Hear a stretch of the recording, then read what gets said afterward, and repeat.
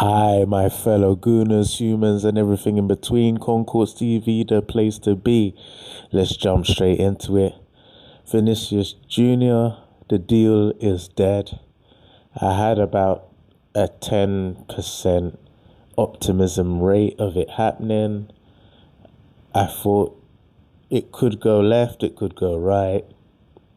It's gone left, unfortunately. He's used us to basically get the bag, so as they say.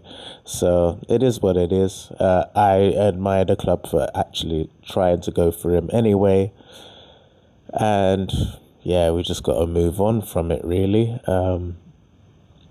But that leaves us in a bit of a predicament now, because as far as I'm concerned, if you were willing to blow the bag on Vinicius Jr., regardless of whether he had only a year left, you can blow the bag on Kvaratskhelia, as far as I'm concerned.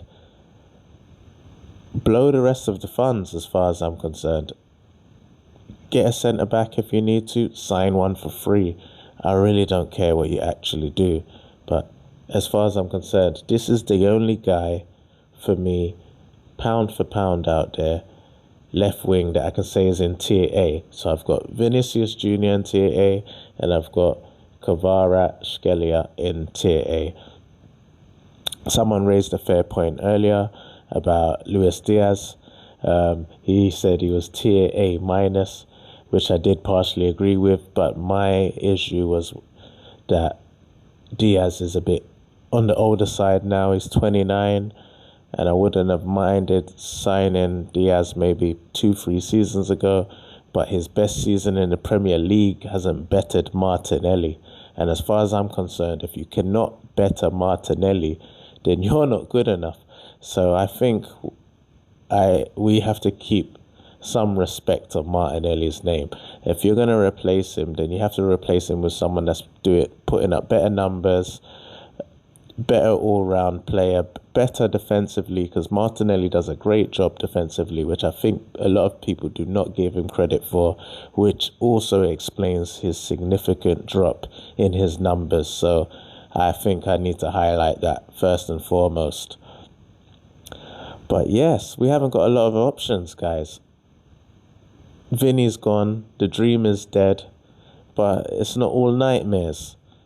We can still make something happen. I really want Berta and Arteta to really try and attack PSG with this deal, because they're still looking for left wingers and all sorts in the market, and I'm just sitting here flabbergasted. Like, how many wingers do you need? Because they've got upteenth amounts of right wingers and upteenth amount of left wingers, and now they're trying to sign more.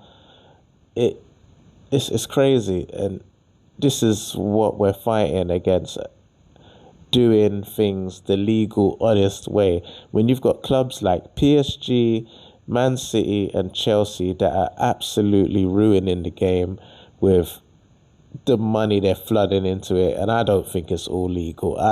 If they're getting fines left, right, and centre, then it clearly isn't legal. There's something they're doing, like selling clubs back to themselves and so forth. It's ridiculous what we're up against, as competition. Everyone's playing a dirty game. People are holding aces in their sleeves, and we're trying to play this game civilly. No, for me, if I was the club, I would find a way to get Kvaratskhelia over the line, even if it means you get hit by FFP in a season or two.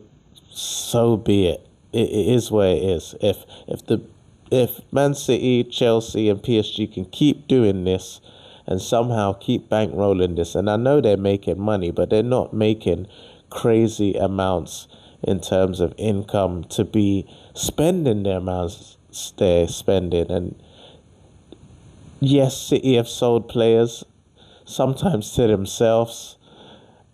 But how are we ignoring the elephant in the room is where it's getting to. So for me, he needs to be our main target.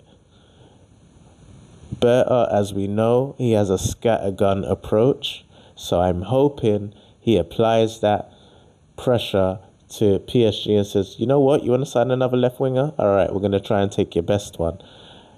And that's how we need to move. I think there's still other targets that he can use this scattergun approach with, but the alarm bells have rung for people out there. We're now trying to target the biggest players. So why not make a crazy bid on him? Offer 150, offer 175, offer 200. I really don't care. Just actually put the feelers out there. They've said they don't want to sell. People say they don't want to sell all the time until they see money on the table. I keep saying money talks, BS talks. So, or no, money talks, BS walks. So put it on the table. Just put it on the table and see what they come back with. All they can say is no. But if you don't actually shoot, you don't actually score. You miss all the shots you don't take. So this is a shot I would like to see them take and just see what happens. I have other targets that I feel we should go for that are in tier B, and I also have targets we need to aim for as like a last chance saloon in tier C.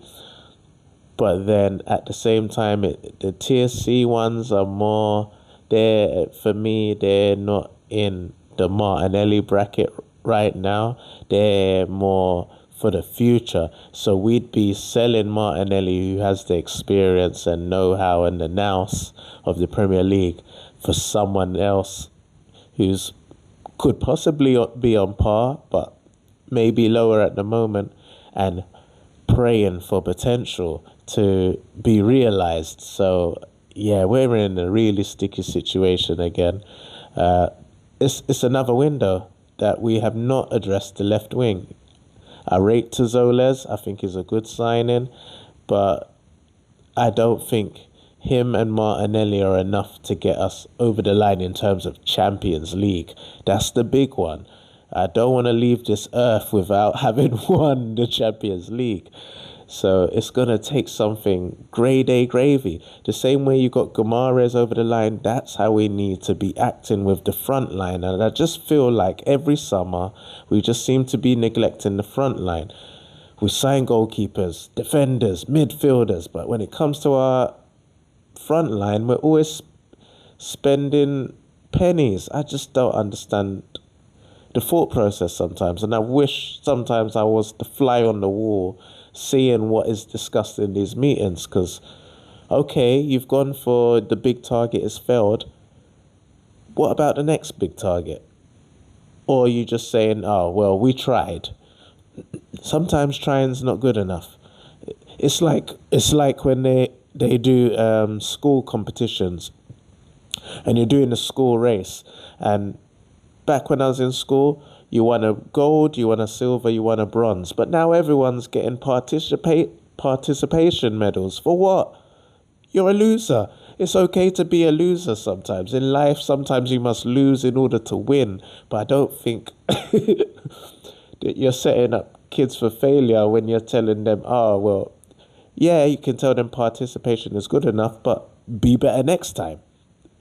You can still give a positive within the negative, but I don't know, this generation's different. So that's how I feel. That's how I'm applying this to the current context. But let me know what you think in the comments, guys. I'm sorry it's so long. It wasn't meant to be this long. I've just gone on a bit of a rant, but yeah, that's the whole point of these sessions. Let me know in the comments what you think. Do you think we should go for Kvaratskhelia, or is there someone else I may have missed who you consider to be a tier A signing? And by tier A, I'm looking at players that are established, 25, 26-year-old, where we're going to get 5 years of optimum prime football out of them. So that's the kind of threshold I'm looking at. But yes, as I said, in the meantime, between time, laters, people.